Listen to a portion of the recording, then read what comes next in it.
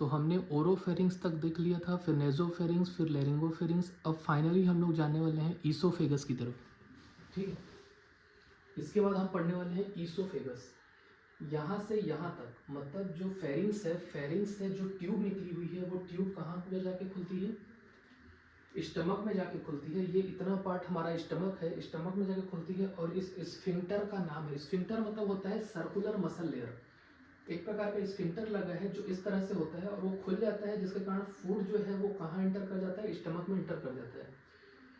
किसी किसी को जैसे उल्टी आती है तो उल्टी के समय ये जो कार्डियक स्फिंक्टर है ये खुल जाता है। जब ये कार्डियक स्फिंक्टर खुल जाता है तो स्टमक का जो भी कंटेंट है वो बाहर आ जाता है। कहने का मतलब अगर किसी को कोई चीज़ हजम नहीं हुई तो वो कार्डियक स्फिंक्टर खुल जाएगा और उल्टी के थ्रू बाहर आ जाएगा। या किसी को एसिडिटी बहुत ज़्यादा है इस स्टमक में तो कार्डियक स्फिंक्टर जो है अगर खुल गया तो एसिड यहाँ पर रिफ्लक्स करने लगेगा, ऊपर की तरफ आने लगेगा। स्टमक के अंदर एसिड को होना था बट वो स्टमक से ऊपर आ गया, यहाँ विंड पर, यहाँ पर क्या बोलते हैं, ईसोफेगस में आ गया। तो जब ईसोफेगस में ये आ जाता है एसिड तो उसी को बोलते हैं हार्ट बर्न। मतलब यहाँ से आपकी पूरी एसिडिटी बढ़ती चली जाएगी। तो एसिडिटी के इलाज के लिए बहुत सारी दवाइयाँ चलती हैं। जनरली ब्लड प्रेशर और एसिडिटी ये सब रिलेटेड है एक दूसरे से। फाइनली हम चलते हैं, कार्डियक स्फिंक्टर जैसे ही खुला ये पहुंचा कहाँ पर? स्टमक में। स्टमक के भी 3 पार्ट हैं। ठीक है, ये जो स्टमक दिख रहा है इसके भी 3 पार्ट हैं। सबसे पहला है कार्डियक, फिर है फंडिक, फिर है पाइलोरिक।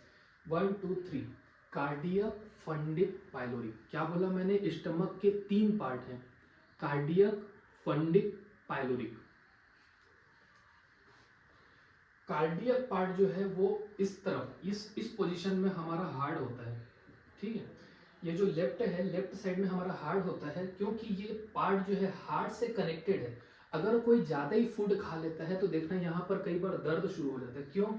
क्योंकि जो हमारा स्टमक है वो बहुत ज़्यादा फूल गया खाना खाने से, और फूलने के कारण वो हार्ट मसल को दबाने लगता है इस तरह से।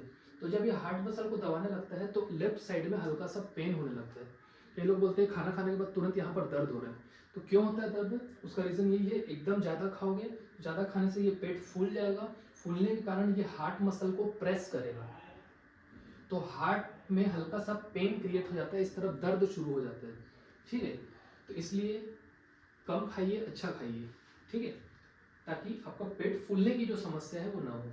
फिर आते हैं 1 2 3 के बाद, ये 3 पार्ट थे स्टमक, स्टमक के 3 पार्ट थे, कार्डियक, फंडिक और पाइलोरिक।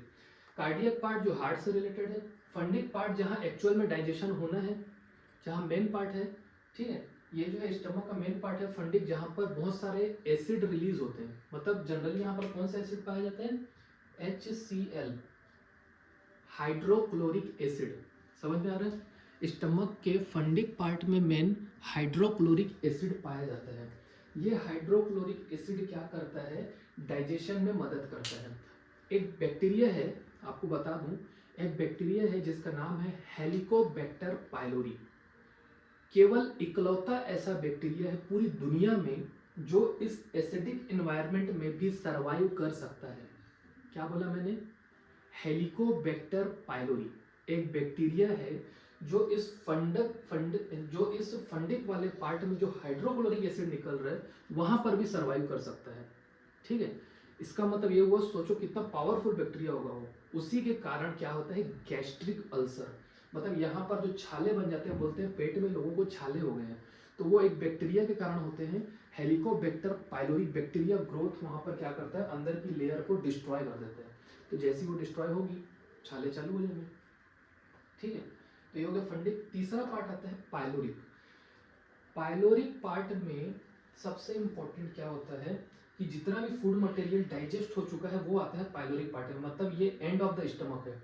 स्टमक का सबसे अंतिम भाग कौन सा है? पाइलोरिक।